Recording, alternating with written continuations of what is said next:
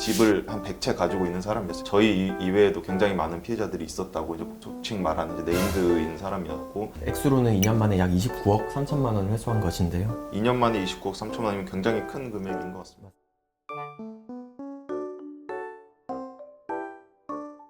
네, 안녕하세요. 건설적인 변호사들의 윤상현 변호사. 네, 안녕하십니까. 유종민 변호사입니다. 네, 오늘은 이제 최근에 논란이 됐던 청년 안심주택 사건과 화성 전세 사기 피해자 사건에 대해서 알아보려고 합니다. 네, 먼저 청년 안심주택 사건에 대해서 한번 얘기해 보면 좋을 것 같습니다. 서울시가 운영했었던 임대주택이고, 이게 이제 불과 1년 만에 건물이 경매에 넘어가고 피해 금액만 지금 240억 원에 달하는 그런 전세 사기 사건입니다. 세입자도 130가구가 넘는다고 합니다. 그래서 결국 이제 다들 서울시라는 이름을 믿고 임차를 하게 되었는데 보증금을 돌려받지 못할 상황이 되었습니다.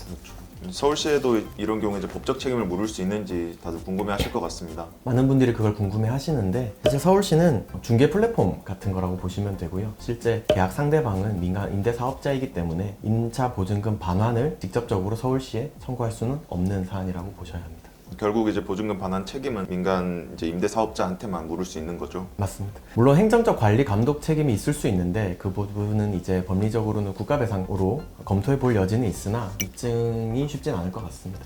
당시 임대차 계약서에는 원래 이제 보증보험 가입이라고 명시가 되어 있었는데 이 부분에 있어서 실제로 가입이 안 된 경우입니다. 쉽게 말하면 허위 기재라고 보시면 되고요. 이 경우에 이제 임대사업자를 상대로 사기죄로 고소하는 것은 가능합니다. 물론 소송에서 이기고 임대사업자가 유죄 판결이 난다 하더라도 실제로 임대사업자의 재산이 없다면 임차 보증금을 실질적으로 돌려받기는 쉽지 않을 수 있습니다. 결국 사실 승소해도 돌려받을 수 없는 경우에 해당되는 거잖아요. 맞아요. 그러니까 이런 경우에 이제 보증금을 아예 회수할 수 없냐 이런 문의를 많이 주실 것 같습니다. 네. 승소 판결을 받더라도 상대방 재산이 없다면 강제집행 절차를 통해서 돌려받을 재산이 없다는 것은 사실 민사상 어쩌면 당연한 것이고요. 이 경우에 이제 많은 분들이 약칭하여 전세사기 피해자법상 본인이 이제 전세사기 피해자에 해당하니 이것과 관련된 절차를 진행해 달라고 많은 분들이 요청을 하시는데, 사실상 이제 국토교통부에 신고를 해서 전세사기 피해자로 결정이 되어서 이제 보상을 받을 수 있는 그 절차상 요건이 꽤나 까다롭습니다. 주요 요건을 몇 가지만 말씀을 드리면, 전세사기 피해자법 제3조에 요건들이 규정이 되어 있는데 전세 보증금이 5억 원 이하여야 하고, 또한 임대인이 파산이나 회생 또는 그 임차 목적물이 경매에 게시가 되었다거나 혹은 임차인들의 전세 반환 청구에 승소 판결이 선고된 그런 판결문이 있는 등 그러한 피해자 임차인이 적어도 2인 이상은 되어야 합니다. 저희가 이제 전세 사기라는 얘기를 보통 할 때 굉장히 넓은 의미에서 전세 사기를 얘기를 하죠. 그러니까 상담을 하더라도 전세 사기를 당했다라고 말씀을 하시지만 결국 들어보면 임대인이 아직 임차 보증금을 반환하지 않은 경우를 그냥 얘기하시는 경우도 있고, 말씀하신 것처럼 정말 전세 사기 피해자로서 어떤 문제를 좀 가지고 오시는 경우도 있는 것 같습니다. 그런 의미에서 전세 사기라는 의미가 어떤 측면에서는 굉장히 넓게도 쓰이고 어떤 점에서 이제 법상에서는 전세 사기 피해자라는 의미가 좁게 사용되기도 하는 것 같습니다. 맞아요. 그러니까 전세 보증금을 돌려받지 못한다는 이유만으로 전세 사기에 해당한다고 볼 수는 없고, 우리가 흔히 일상생활에서 사용하는 전세 사기와 저희들처럼 이제 법률가가 사용하는 전세 사기라는 용어는 좀 다르다고 보시는 게 맞습니다. 사실 저도 한 7, 8년 정도 전에 전세 사기를 당한 적이 있습니다. 그때 말하는 전세 사기는 그 당시에는 이 전세사기 특별법이 없었던 시기지만 이 전세사기 특별법에 해당되는 전세사기였을 것 같아요. 그러니까 그 당시에 이제 집주인이 한번 바뀌었는데 사실 임대인이 바뀐 경우에는 임차인은 그걸 알 수가 없습니다. 그래서 임대인의 어떤 재정 상태나 그러한 보증금을 반환할 수 있는 상태인지를 저희가 알 수 없고 신용을 알 수 없는 상태이기 때문에 이제 나갈 때쯤 되어서 보증금 반환을 해달라고 했을 때 돈을 줄 수 없다, 자기가 돈이 없다라고 하면서 그냥 결국은 보증보험으로 나가라라고 해서 저희가 이제 보증보험 신청을 원래 다행히 들어놨었기 때문에 보증보험을 받고 나올 수는 있었지만 그 당시에 이제 돈을 주지 않는다고 해서 그 임대인에 대해서 이제 여러 공인중개사들은 다 알아보니 집을 한 100채 가지고 있는 사람이었어요. 저희 이외에도 굉장히 많은 피해자들이 있었다고 이제 소칭 말하는 이제 네임드인 사람이었고, 다행히 저희는 보증보험을 들어서 그때는 이제 그냥 나올 수는 있었고요. 어쨌든 그러한 경험들이 있어서 저희가 지금도 이제 전세 사기 사건 많이 하지만 그럴 때 이제 그 당시를 생각하면서 사실 상담도 하고 사건도 진행하게 되는 것 같습니다. 말씀하셨듯이 지금 보증보험에 가입이 되어 있으셨다고 말씀을 하셨는데, 이 전세사기 피해자법에 보면은 또 보증보험이 가입되신 분은 전세사기 피해자에 해당하지 않는다고 또 법 규정이 되어 있어서 전세사기 피해자법상 전세사기 피해자로 인정되는 기가 참 쉽지 않습니다. 얘기로 돌아오자면 이제 일반적으로 이제 저희가 보증금을 다시 청구를 했을 때 재산이 없어버리면 아예 못 받는 경우도 맞아요. 있고, 정말 일부 남아있는 재산이나 앞에 선순위에 있는 근저당권들을 제외한 나머지 금액에서 20, 30% 회수하거나 이런 경우들이 굉장히 많은 것 같습니다. 피해자 입장에서 정말 정말 시간 비용 들이고 뭐 소송 다 했는데 돈은 받지 못하는 상황이 되는 거죠. 근데 이런 경우에 있어서 이제 최근에 다른 사례들에서 이제 피해자들이 힘을 모아서 또 집단적으로 대응하면서 회수율을 높이고 있는 사례도 맞습니다. 발견되고 있는 것 같습니다. 그 말씀드렸던 화성 동탄 오피스텔 사기 사건에서 피해자 21명이 93%에 해당하는 보증금을 돌려받은 사례가 있었습니다. 액수로는 2년 만에 약 29억 3천만 원을 회수한 것인데요. 2년 만에 29억 3천만 원이면 굉장히 큰 금액인 것 같습니다. 맞습니다. 저희가 뭐 전세 사기 사건, 그리고 임대차 보증금 반환 사건 많이 해보지만 상대방이 돈을 가지고 있지 않은 경우에 이렇게 2년 만에 93%의 보증금을 돌려받았다. 이거는 굉장히 이례적인 네. 수치로 보입니다. 피해자들이 이제 뭉쳐서 대응을 했기 때문에 가능했던 것인데요.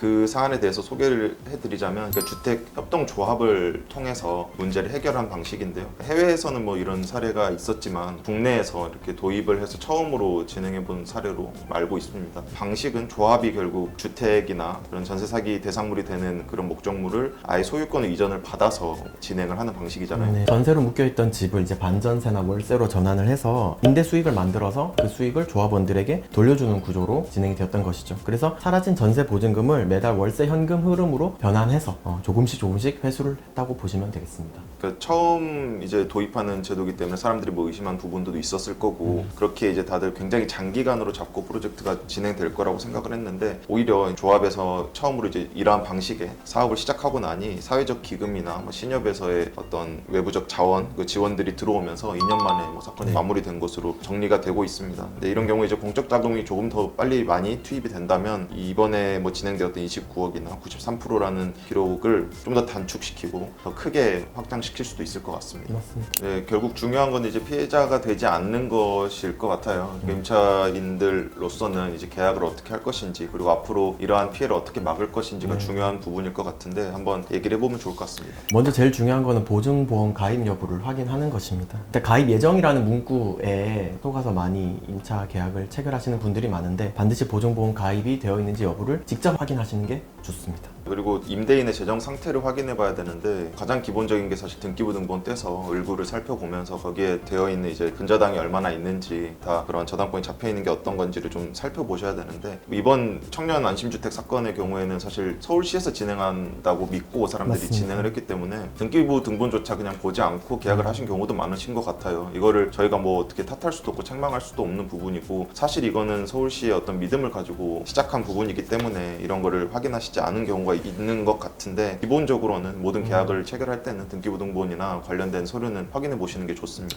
말씀하셨다시피 지금 서울시에서 그래도 어느 정도 보상을 위해서 어떤 조치를 취하고 있는 것으로 알고 있는데 네. 혹시 아시는 바가 있으신가요? 뭐 최근에는 이제 서울시에서 어쨌든 선순위든 후순위든 임차인들이 가지고 있는 그런 금액들을 그러니까 경매에 넘겨진 부분들에 있어서 이제 보상을 해주는 방안을 고민하고 있는 것으로 발표를 했고 뭐 주택진흥기금을 이 공적 자금이지만 그것을 여기에 이제 투입하는 방안에 대해서 내년까지 결정을 뭐 하겠다라는 얘기까지 했습니다. 다만 이제 피해자들이 걱정하는 거는 전체 보증금을 다 돌려받을 수 있을까가 걱정인 것 같습니다. 이 부분에 대해서는 좀 이제 공공기관이나 서울시에서 명확한 답을 줘야 될 부분이라고 생각은 되고 그냥 경매에서 감정되는 금액이나 경매가로 낙찰되는 금액에 있어서 그 일정 부분만을 받을 수 있다면 보증금이 다 환수가 안 될 수도 있거든요. 그래서 회수가 가능할 수 있도록 좀 현실적인 방안은 필요할 것 같습니다. 그리고 피해가 발생했을 경우에 혼자 해결하려고 하지 마시고 이제 탄탄주택협동조합처럼 집단으로 같이 대응을 하시면은 훨씬 더